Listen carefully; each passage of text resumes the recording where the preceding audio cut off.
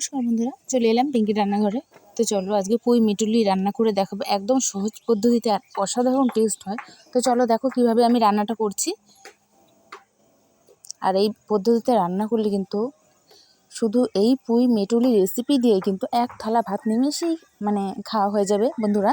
আর টেরও পাবে না, এত টেস্টি হয়। তো চলো দেখে নাও। আর আমাদের গাছে এত সুন্দর পুঁই মিটুলি হয়েছে, দেখো পুঁই শাকের গাছটা পুরনো, আর এত সুন্দর পুঁই মিটুলি ধরেছে। তোমাদের আমি পুরো গাছটাই দেখাচ্ছি, দেখো কত সুন্দর। তো আমি একটা একটা করে তুলে নিচ্ছি। কত সুন্দর,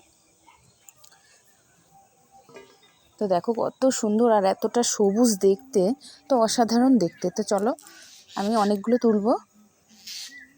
আর দেখো কত সুন্দর ঝোপা ঝোপা হয়েছে পুঁই মিটুলি। আর যাই হোক, আমার ভিডিওগুলো যদি তোমাদের ভালো লাগে অবশ্যই চ্যানেলটি সাবস্ক্রাইব করে, লাইক করে, কমেন্ট করে পাশে থেকো, ঠিক আছে বন্ধুরা? তো চলো। আর এত সুন্দর লাগছে তুলতে, মনে হচ্ছে সব তুলে নিই। দেখো অনেক হয়েছে, অনেক। দেখো কত বড় ঝোপা ঝোপা হয়েছে পুঁই মিটুলি। তো দেখতে পাচ্ছ বন্ধুরা কত সুন্দর ঝোপা ঝোপা হয়েছে। তো সবগুলো ঝোপায় আমি তুলে নেব, তুলতেই ইচ্ছে করছে, এত সুন্দর।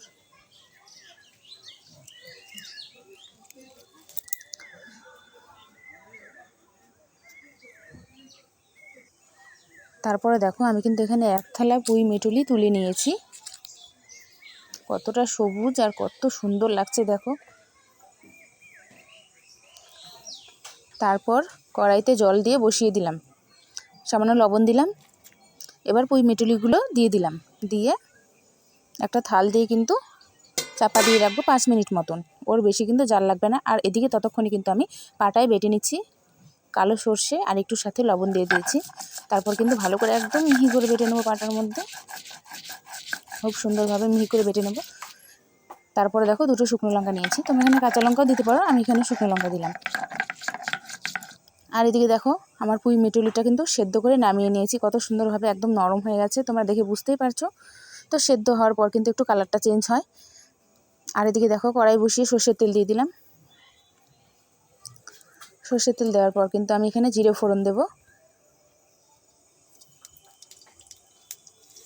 তারপর কিন্তু দেখো জিরে ফোড়ন দিয়ে আমি কিন্তু এখানে কেটে রাখা আলুটা কিন্তু দিয়ে দিলাম। আলুটা কিন্তু একদম লাল লাল করে নরম করে ভেজে নেব। তারপর দেখো হলুদ লবণ দিয়ে দিলাম পরিমাণ মতো, দিয়ে সুন্দর করে লাল লাল করে আলুটা আমি ভেজে নিচ্ছি।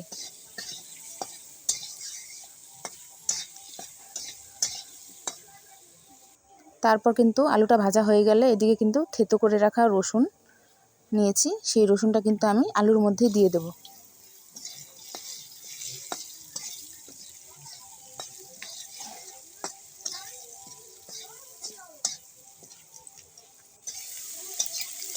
তারপর দেখো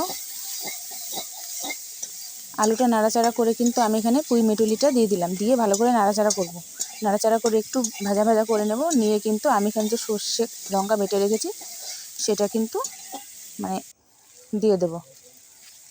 আর দেখো আমাদের খুব সহজ পদ্ধতিতে পুঁই মিটুলির রেসিপি কিন্তু রান্না রেডি হয়ে গেল। আর এই পদ্ধতি তোমরা অবশ্যই বাড়িতে ট্রাই করো বন্ধুরা, বলছি সত্যি দুর্দান্ত হয় খেতে।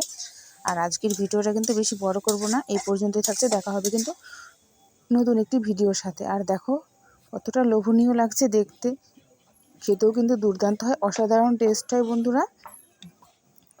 তো যাদের বাড়িতে পুঁই মিটুলির গাছ আছে অবশ্যই তোমরা এই রেসিপিটা করে খাবে, ঠিক আছে বন্ধুরা?